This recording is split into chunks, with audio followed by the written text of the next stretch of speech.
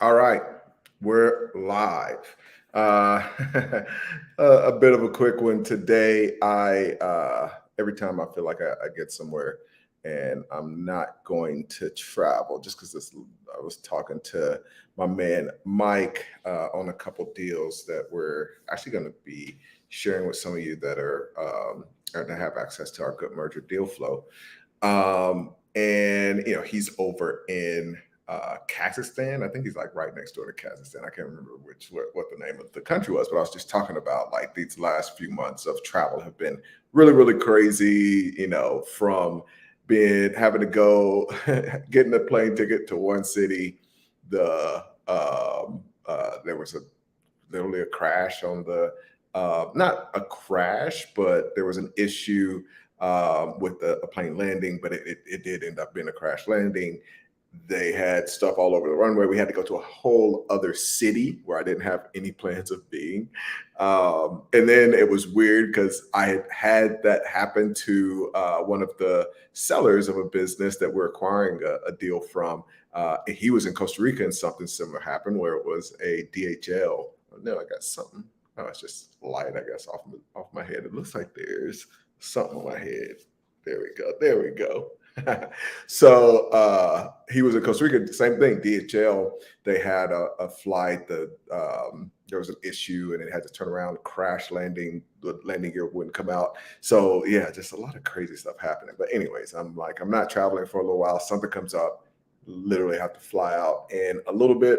I'm going to be really busy once I land, and so wanted to get this lesson out. This it comes from just something I see in every one of the peppies, and then I have a cool announcement from the Good Murder side. So one of the things that is always a struggle, every single peppy that we go through is the transition from looking at businesses like a business owner where you're going to buy that business and looking at businesses like a trader where your goal is just to trade the equity. It's important to understand that's why it's called private equity.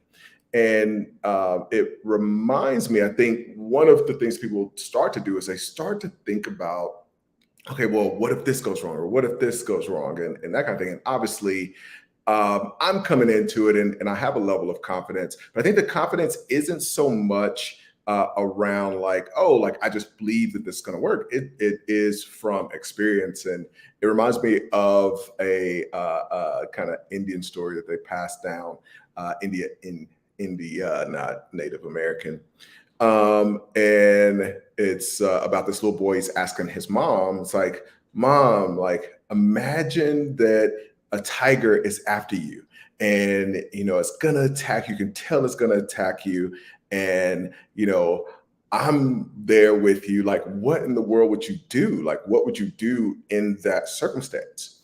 And the mom is like, I have no idea. Like, I just hope that never happens. I have no idea. And the mom kind of thought about it. It's like, well, how did you even come up with that? So she asked the little boy, well, what would you do in that situation? And the little boy says, I would stop imagining. And the idea there is that, in some cases, like you're imagining things that just aren't going to happen. There's also the old saying of, 99% of your the problems that you had in life never came to fruition. It was all in your head, but you still are experiencing that like you've got that problem.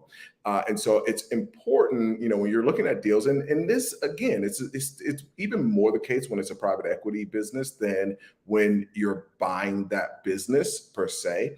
But in a lot of cases, in both examples, whether you're buying the business or you're kind of trading the equity, most people are imagining problems that they don't really have the experience to imagine. And what I mean there is if you don't know anything about flying a helicopter, you've never flown one, you've never gone up with a co-pilot, you have no idea. You can start imagining all of the things. There's just all these things that are gonna go wrong. And the only way that you get better at kind of being able to fly that helicopter or getting over all of those terrible things in your head if you're just sitting behind the wheel, if you per se of the helicopter, and you're alone and you've got to try to fly this thing, like, you have every reason in the world to feel like, okay, this is impossible. But once you start to have a co-pilot and you start lessons, now you have to trust that co-pilot, and you just have to do what they say do. And so that's always one of the things. And, it's kind of like you may think, oh, well, this is how I would drive my car, and this is how I would put my seat, and this is what I would do if I were in my car. And the co-pilot's like, no, like, you're not doing any of that. So that's always one of the pains of getting into private equity is if you're thinking about it like an entrepreneur, you're going to be imagining the whole set of wrong problems. Like it just isn't a reality. If you're thinking about things like a business buyer in private equity, you're going to be imagining a whole set of incorrect things. And it's only through taking a bunch of action and getting to see, okay, here's the way that I think about the problems when it comes to private equity. Here's the way that I need to do a deal structure when it comes to private equity. That is it through that experience. It's just like the helicopter. It's only through going up and doing that and making the mistake and the person saying, no, okay, now we're going to do this. This is how we're going to land. All of those things can only be learned by doing it and, making a mistake. It's okay to make a mistake. And I think that's probably one of the biggest things is, when we're looking at deals, it's like, there's just so many, it's an endless number of options when we get into a business of how we get the returns that we're going to get. It's not like, oh, here's this step-by-step thing. We've got a million different options. So our goal is to get in and start trying as many of those options to get the high return. And so, I was talking to, I've talked to kind of a couple of folks and have made the decision, which I think is a good one, that basically for the foreseeable future, every time we do a PEFI, it will only be good merger brokers, people who've gone through that process. And the reason that that's the case is that from good merger, you're getting experience of just closing a lot of deals. And so you don't have this trepidation that, it's some big thing. When we're going into our funds, it's a 2-year process. It's like we're going through and we got to do a bunch of things very, very quickly. And if you have that trepidation of like, oh, well, this is a big deal, and I've got to try to imagine 20 different scenarios where this could go wrong, this could go wrong.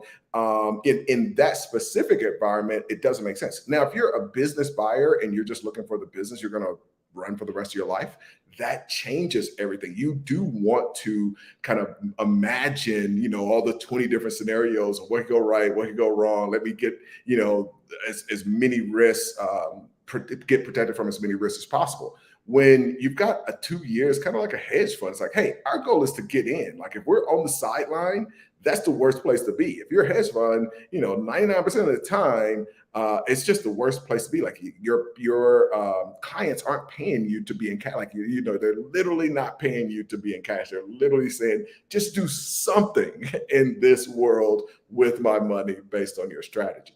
So you want to get really comfortable making those transactions. That's really the great thing about being on the broker side of things, being a merger specialist, is you get used to just taking out and these transactions not being a very big deal.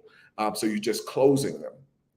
And the great thing there is you're learning so much. You can't learn in an imaginary world. That's the real crux of the Tiger story. Is like, there's just no value in imagining. There's no, like, you can't learn from imagining. It's a pretend world. And we think it's real because it's like, oh, like it's mine and it's in my head. And this is kind of all the reality. But until you've done 50 deals or you've done 100 deals, now it is worth imagining. But until you've got basically enough collected data, then your imagination just doesn't matter. It's just not valid. Like you don't have enough experience. Like it's literally you going to it's you going to the doctor, and it's a brain surgeon, and in your head you're imagining like, okay, well, no, like, my headaches are right here, so I think you should go in right here, because in your imagination that makes sense. but the freaking surgeon knows, no, like actually we're going to cut you here because that's what's causing that is back here. And so what you end up with is people that are imagining things that just have no validity. And so, you know, we're going to have this opportunity with Good Merger start to get in and just take action, do deals, you know, get equity in deals, be a part of financing businesses, everything that we're doing with the amazing team over at Good Merger. And I think that puts you in a position where once you get to doing deals, whether it's in Dealmakers or in PEFI, you're just so much more prepared. You know, shout out to Jeremy. He was really an example of, was like, man, when you've got experience across all three of those, you know, in his case, he's gone through Dealmakers, he's gone through PEFI, he's a Good Merger broker. So, you know, just like his ability just surpasses everybody in all programs because he's got a taste of each one of those. So we're going to be encouraging that from here on out. So, you know, the great news is we are opening up Good Merger again. So basically, if you're interested, I know we had a few of y'all that reached out. Obviously, you can text that phone number, Deal Flow, if you're interested in Deal Flow. But if you're interested in applying for Good Merger, just text Good Merger to that phone number that you see there, and we'll go through an application process, see if you're a good match for Good Merger and a good match for the brokers that are already a part of the system. So that is the exciting part. You know, the other part is, if we know a bunch of you have reached out on when PEFI 7 has started, and basically we're going to push that off and, you know, basically say, hey, if you're interested in that, do one of these first, go through Good Merger, go through Dealmakers, because you're just going to be in a much, much better position once you get to PEFI. All right, I got to bounce to a flight. Let's do a few questions and we'll get out of here, get back to having a productive day. Kirk says, how could I join your team, brother? So definitely shoot a message. If you're interested in joining a team, text Good Merger to that phone number. Bring that back up. It is 585, if you're in the US, 585-670-6609. Add the +1 if you're not in the US, and this is open for international folks. So would love to have a chat. We'll jump on the phone, see if it's a match. We'll obviously send you all the information, make sure it's something you're interested in, then we'll jump on the phone. All right. What's up? Conducting tomfoolery. What time is it? Oh, crap. All right, conducting tomfoolery, 4% return this week, and I'm done. Yes, that's what I'm talking about. At a 4%, I think you were saying 4% last week. That's all you need. You don't need anything crazy. Doesn't need to be anything crazy. Brandon G, what is up? Thanks for popping in. 285, I think that's Darren. What is up? Says, what's good, Ace? He's over at the in the Patreon. Derek says, yes, I often imagine closing deals to be a simple, comfortable thing to do, so it doesn't seem like a very big thing. So that's so crucial. You know, Derek's a part of PEFI 4, and an absolute killer. Called me today on a really cool $4 million deal. So be sure you hit Curtis on that. By the way, trial by fire is the only way to live. Everything else is a waste of time. If you're living in your imagination, man, you're not going to learn and you're not making progress. Derek is, are you in? No, you're not in the same PEFI, but yeah, you're familiar with Jeremy's the man. Jeremy is the man. And again, I think that's a case of getting the experience as a broker, getting the experience as a fund manager, getting the experience just as a deal maker. All three of those together, you'll be a freaking killer. All right. What's up, Gertie? Hi, Ace. Gertie here. So people in PEFI should also do Good Merger. That is now not just a should. You know, you got in, Gertie's in PEFI 6. You got in as the last one. It's a requirement. I think everybody should do it, obviously. But yeah, going forward, it's literally a requirement. There's just no way that we're going to allow it. I think, just seeing the difference, it makes a huge difference. So yes, if you're interested, would love to have you in this next group of 4 that we bring into Good Merger. Obviously, you and your wife are tremendous talents. But yeah, so you're literally in PEPI 6 in the last group of folks that we'll get in without going through that process. Hey, Ace, I never owned a business. What type of business should I buy first? Unfortunately, I got to bail, that is a really great question. So hopefully you can come back and we'll get into that. Got a couple of, it's always when I'm like, it's the days when I'm like chilling. I got a long time that these really great questions come in, and unfortunately, I literally should already be at least off of here, finishing packing, bouncing. Hi, Ace. Love your content. Thank you. I appreciate that. Keep them coming. I've been trying to do my first deal. That is awesome. Went through online deals, but couldn't take action, even though some of the deals made financial sense. Advice for me. Yeah, there's no other way around it. That's really the point of this video is, if you don't want to take action on the deal, the way to get around that is something like Good Merger, where you become a broker and you get to work on those deals, and you're doing more deals without having to make that financial commitment, and you're getting in the middle. So you're just getting to see all these things. And, we do financing. So we're just digging into those businesses. In some cases, we negotiate to get equity in when we broker those deals. So that just allows you to tiptoe in a bunch of different deals. And it just becomes second nature. It's not this huge ordeal. And you get used to just taking action, which is what's going to give you the knowledge. You know what I mean? It's just going to download the knowledge as you're actually doing things, so that you're not in your head where you see like, okay, this makes sense, but I really can't even take action. All right. Anthony says, what's your goal with YouTube? How is it contributed to your deal flow?